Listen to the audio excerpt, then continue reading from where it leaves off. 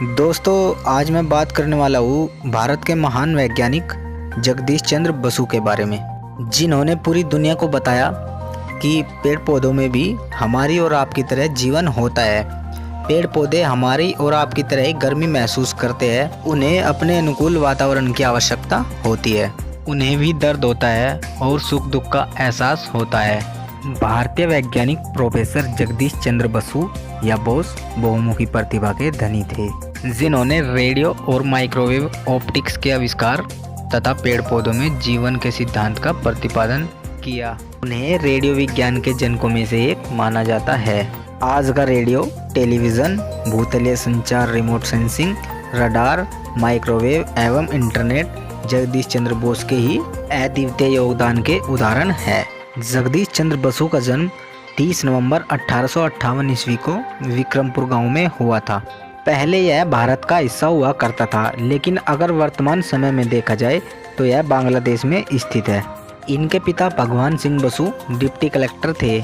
उस दौर में अफसर लोग अपने बच्चों को अंग्रेजी स्कूल में पढ़ाकर अफसर बनाना चाहते थे, परंतु इनके पिता श्री भगवान सिंह बसु अपने बेटे को अफसर नहीं बल्कि सच्चा देश सेवक बनाना चाहते थे।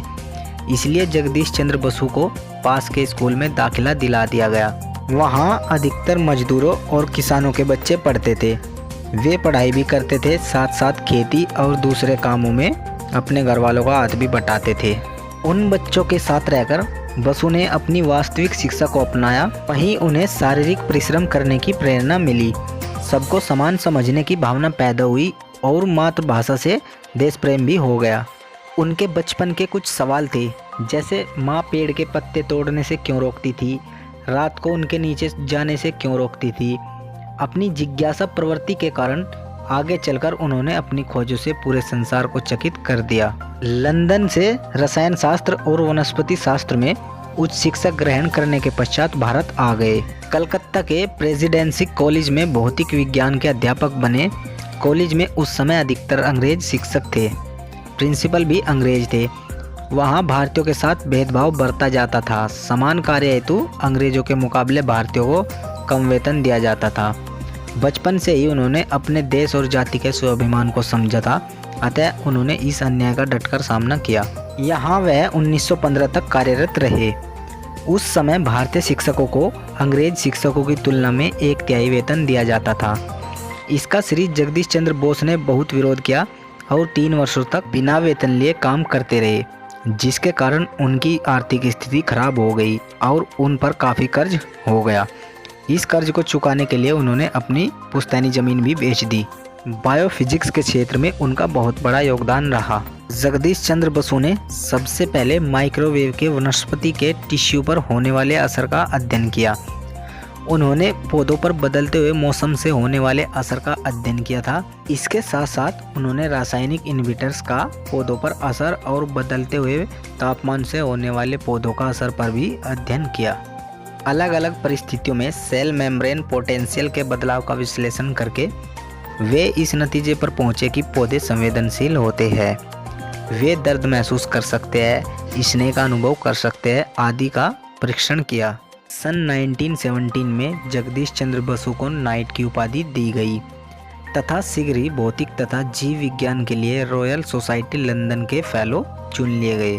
दोस्तों, जगदीश चंद्र बसु ने अपना शोध कार्य बिना किसी अच्छे महंगे उपकरण और प्रयोगशाला के बिना किया था। इसलिए जगदीश चंद्र बसु सोच रहे थे कि एक अच्छी प्रयोगशाला बनाई जाए। बोस इंस्टीट्यूट इसी सोच का परिणाम है, जो विज्ञान में शोध कार्य के लिए राष्ट्र का एक प्रसिद्ध केंद्र है। जगदीश चंद्र बसु ने सूक्ष्म तरंगों के क्षेत्र में वैज्ञानिक कार्य तथा अपवर्तन, विवर्तन और ध्रुवीकरण के विषय में अपने प्रयोग आरंभ कर दिए। लघु तरंगदैर्ध्य, रेडियो तरंगों तथा श्वेत एवं पराबैंगनी प्रकाश तरंगों के रिसीवर में गैलेना क्रिस्टल का प्रयोग बोस के द्वारा ही विकसित किया गया था।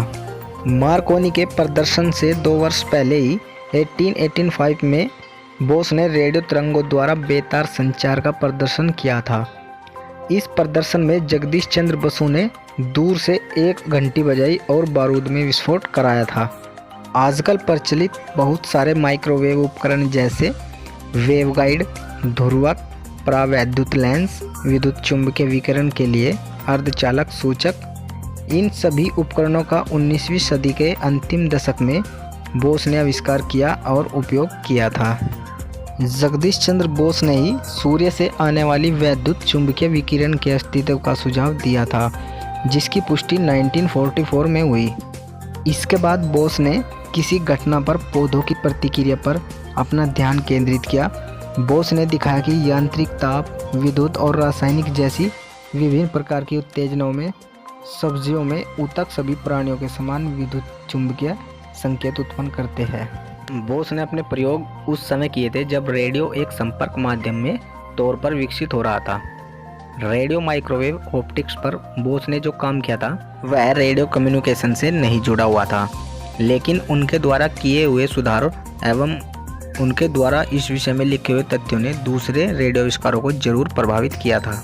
उस दौर में 1894 में गुग्लिएल्मो मार्कोनी एक रेडियो सिस्टम पर काम कर रहे थे जो वायरलेस टेलीग्राफी के लिए विशिष्ट रूप से डिजाइन किया जा रहा था। 1896 के आरंभ तक यह प्रणाली फिजिक्स द्वारा बताए गए रेंज से ज़्यादा दूरी में रेडियो सिग्नल ट्रांसमिट कर रही थी। जैसा कि दोस्तों मैं पहले भी बता चुका हूँ, जगदीश चंद्र बोस पहले वैज्ञानिक थे जिन्होंने रेडियो तरंगे डिटेक्ट करने के लिए सेमीकंडक्टर जंक्शन का इस्तेमाल किया था और इस पद्धति में कई माइक्रोवेव कंपोनेंट्स की खोज की थी। इसके बाद अगले 50 साल तक मिलीमीटर लंबाई की इलेक्ट्रोमैग्नेटिक तरंगों पर शोध कार्य नहीं हुआ था। 1897 में बोस ने लंदन इंस्टीट्यूशन में अपने मिलीमीटर तरंगों पर किए हुए शोध की वर्णना दी थी। उन्होंने अपने शोध में waveguides, horn antenna, dielectric lens, अलग अलग पोर्टलाइजर और सेमीकंडक्टर जिनकी फ्रीक्वेंसी 60 गीगाहर्ट्ज थी, उनका इस्तेमाल किया था। यह सारे उपकरण आज भी कोलकाता के बोस इंस्टीट्यूट में मौजूद है। एक 1.3 mm मल्टी बीम रिसीवर जो कि एरिजोना के नारो 12 मीटर टेलीस्कोप में है। आचार्य बोस ने 1897 में लिखे हुए रिसर्च पेपर के सिद्धांतों पर यह बनाया था। सर नेविले मोट ने कहा था कि आचार्य जगदीश चंद्र बसु अपने समय से 60 साल आगे थे। असल में बोस ने ही पी टाइप और एन टाइप सेमीकंडक्टर के अस्तित्व का पूर्वानुमान किया था। भारत के इस महान भौतिकविद और पदार्थ विज्ञानी जे.सी. बोस की मृत्यु 23 नवंबर 1937 में बंगाल के गिरिडीह में हो गई थी। अगर दोस्तों आपको और ऐसी ही वीडियो चाहिए तो मैं इस वीडियो के डिस्क्रिप्शन में वीडियो का लिंक डाल दूंगा और ऊपर आई बटन पर भी वीडियो का लिंक डाल दूंगा। आप वहां जाकर मेरी वीडियो देख सकते हैं। दोस्तों आई होप आपको वीडियो अच्छी लगी होगी। अगर दोस्तों आपको वीडियो अच्छी लगी हो तो प्लीज़ हमारी वीडियो को लाइक, शेयर और चैनल को सब्सक्राइब जरूर करें, क्योंकि दोस्तों ऐसी इंपॉर्टेंट और ऑथेंटिक जानकारी मैं आपके लिए लाता रहूँगा जो किसी भी परीक्षक की दृष्टि से आपके लिए उपयोगी हो। चलिए दोस्तों मिलते हैं एक नई वीडियो में एक नई जानकारी के साथ। तब तक के लिए नमस्कार, थैंक यू, धन्यवाद।